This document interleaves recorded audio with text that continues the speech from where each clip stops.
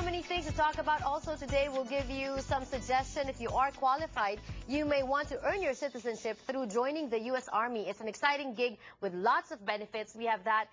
We have more information today on the show for you. Like I said, so many things to talk about. So let's get to it right away. Ang mga balita mula sa balita. Pinoy na Pinoy, Weekend Balita. Ronnie Ligo is editor-in-chief of Weekend Balita. He is joining us via Skype from their Glendale newsroom. Magandang hapon sa iyo, Ronnie. Magandang hapon sa iyo, Janelle, at sa lahat po nanonood ng Kababayan LA. Meron po tayong magandang balita. However, ang balita po natin is about yesterday's hearing po sa Congress, sa US Congress, na kung saan po naging passionate po ang mga nag-testify dun sa hearing about immigration reform. Finally, people are talking about immigration once again. The last time we had an overhaul in this whole immigration system was in 1989, Ronnie, and it took several years to convince our legislators that this is something that they need to do something about.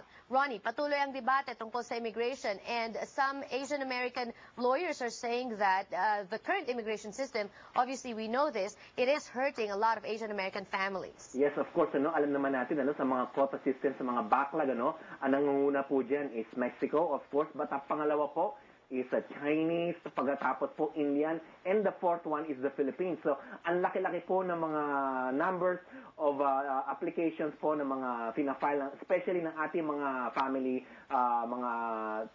mga parents po natin at saka mga kapatid po natin nag-a-apply sa kanilang mga kapatid at saka mga relatives po sa Pilipinas.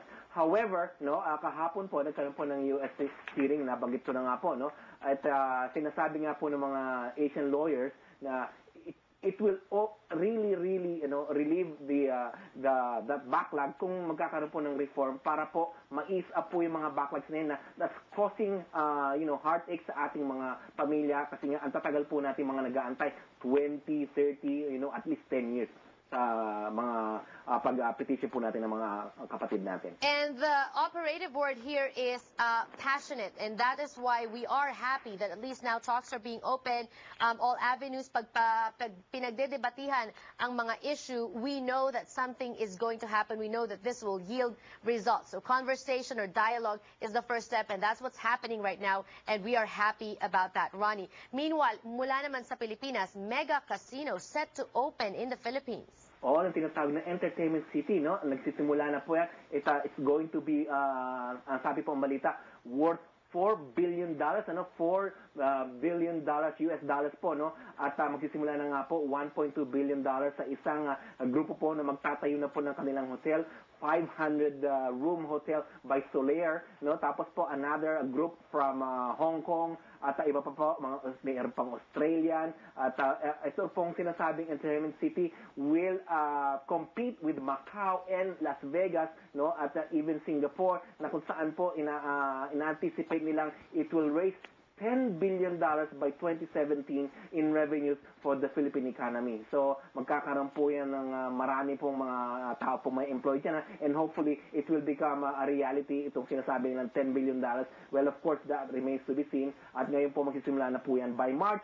Tatayo na po yung unang hotel at marami pa pong darating sa Entertainment City na yan. Okay, so this will help with employment, this will help with tourism, this will help definitely with taxes as well, but then at the same time there are concerns because the Philippine laws exempt, Philippine money laundering laws exempt casinos. Oo, yun na nga, kasi nga alam naman natin, mga tao nagsusugad dyan, marami, mga iba't ibang bansa, sabi po ni Senate President Juan Ponce Enrile, nung inamendahan po nila yung anti-money laundering law na yan, kasi nga, different countries have different situations. So, there may be some tourists or, visitors coming to the Philippines just to play in our casinos, hindi po natin alam at hindi natin sila pwedeng tanungin saan po kanilang mga pera, saan po galing. Alam po natin, delikado po yan at baka mag-stop or mag-prevent sa kanilang mga arrival papunta po sa Pilipinas. So, yung ating pong bagong batas, yun nga po, it exempts sa casinos, And yun po ang sinabi kasi ng PAGCOR Okay. that will prevent tourism arrival. There's always two sides to a story. There's always advantages and Exactly. disadvantages. Balance is key. And like I said, we're going to be giving you more information as this story develops and also as we get more information.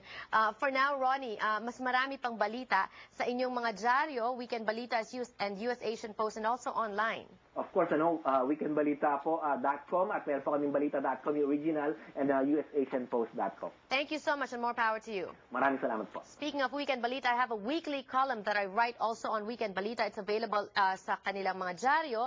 Pick up your copy every Saturday at Filipino restaurants and also online, www.balita.com. And we would also like to extend this invitation to you to travel with yours truly to Taiwan. We've been doing this for years now, and this is our third time. For the last 2 years, it has been so much fun. For all of you viewers, this is your chance to see Taiwan, beautiful, rich in history, rich in culture, and also very modern city, a lot of shopping and a lot of eating as well. And I will personally escort you everywhere around Taiwan. We leave on April 1st, and we're asking for you to sign up very quickly because we're filling up seats very quickly and slots very quickly as well. That's the number to call on the screen. This is Travel to Taiwan, brought to us by Taiwan Tourist Bureau with LA18. I hope to travel with you. Meanwhile, sa pagbabalik po ng Kababayan LA, we have more immigration news for you. Don't go away.